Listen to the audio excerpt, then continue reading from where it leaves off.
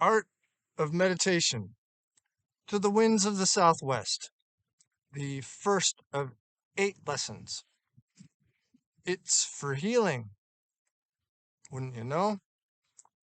It seems we silly humans have been treading water for far too long, and the world is apparently scraping rock bottom in dire need of restoring our roots.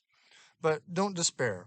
Time to get back to basics and reach up from the depths together to start fixing things appropriately. So let the healing begin. The material world is all about growth, even of consciousness.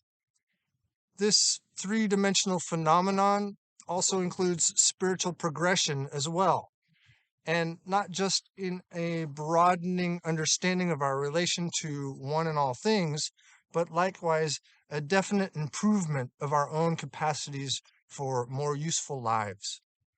All too often, people place way too much emphasis on desires and relinquish or put way too much effort in escaping from physical existence. Spirituality is not at all ethereal, intangible, nor disconnected from life, for it is precisely that which keeps everything alive and kicking. The eternal question throughout life is, what is truly valuable in activity, experience, and thought? Well, that which is worthwhile and stable can only be estimated from within, which is itself a sense of appreciation and realization fundamentally based upon one's understanding of self. In other words, self in relation to others and self in relation to spirituality.